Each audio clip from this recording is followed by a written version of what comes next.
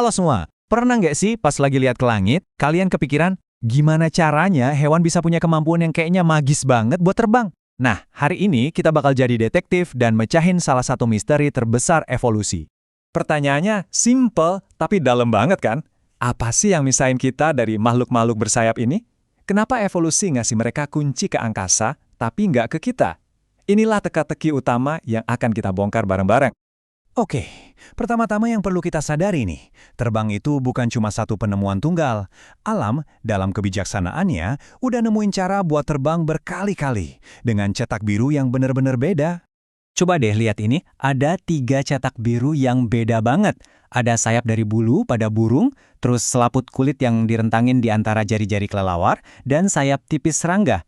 Semuanya punya fungsi yang sama, buat terbang, tapi asal-usulnya beda jauh. 3 solusi jenius buat masalah yang sama. Oke, sekarang ayo kita kerucutkan investigasi kita ke hewan terbang yang paling kita kenal. Burung. Asal-usul mereka ternyata jadi petunjuk paling mengejutkan dalam cerita detektif kita kali ini. Beneran loh, kalian nggak salah dengar.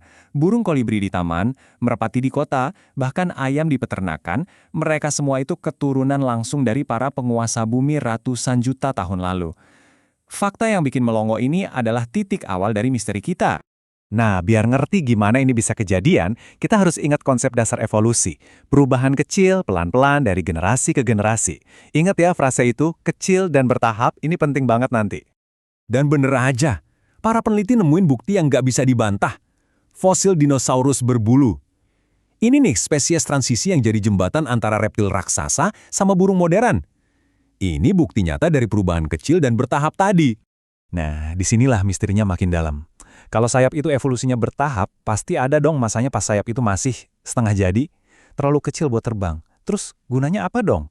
Ngapain alam nyimpen sesuatu yang kayaknya nggak berguna? Pertanyaan ini bikin para ilmuwan debat panas. Kayak teka-teki aja, ada 2 kemungkinan jawaban.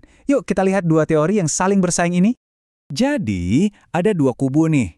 Teori dari darat ke atas yang bilang sayap kecil itu buat bantu lompat, dan dari pohon ke bawah yang berpendapat sayap itu buat meluncur. Bertahun-tahun, para ilmuwan pusing mikirin, mana yang benar? Dan ini dia klimaks dari cerita detektif kita. Ternyata jawabannya itu nggak ditemuin dengan gali-gali fosil lagi, tapi justru dengan ngelihat dunia di sekitar kita sekarang. Yap, petunjuk kuncinya nggak tersembunyi di dalam batu fosil.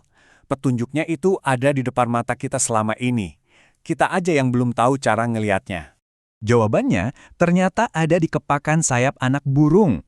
Lebih spesifik lagi, anak ayam hutan. Para ilmuwan sadar, anak burung yang belum bisa terbangkan pada dasarnya punya separuh sayap.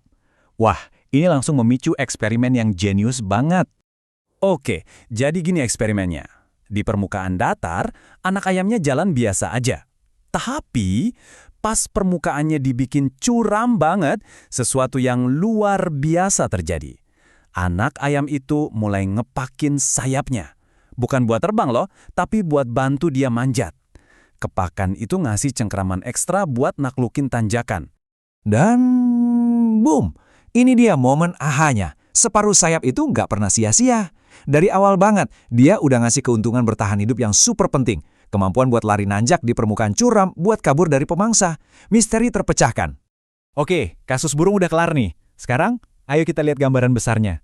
Ingat kan? Alam itu udah mecahin masalah terbang ini berkali-kali. Dan yang kerennya lagi, bahkan sebelum sayap-sayap awal ini dipakai buat manjat, ternyata udah ada gunanya loh.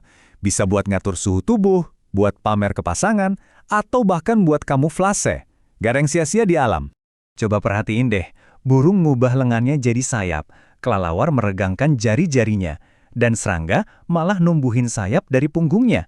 3 titik awal yang benar-benar beda, tapi semuanya menuju ke hasil yang sama, menaklukkan angkasa. Fenomena kayak gini ada nama ilmiahnya, evolusi konvergen. Gampangnya gini, ini terjadi kalau tekanan lingkungan yang sama, misalnya sama-sama butuh kabur dari predator atau cari makan di tempat baru, mendorong spesies yang beda banget buat nemuin solusi yang mirip-mirip. Terus, apa pelajaran besar dari semua ini? Kisah evolusi terbang ini pada akhirnya ngebawa kita kembali ke prinsip paling dasar dari kehidupan. Nah, ini kutipan yang ngena banget.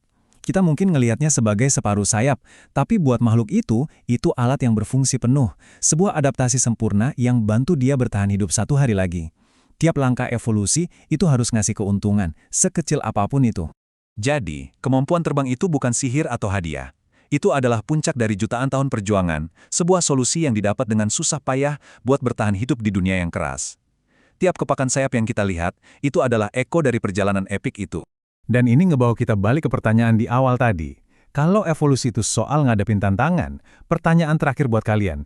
Kira-kira, tantangan lingkungan se-ekstrim apa ya yang bisa maksa kita, manusia, buat memulai perjalanan evolusi kita sendiri menuju angkasa? Coba deh pikirin. Sampai ketemu di pembahasan selanjutnya.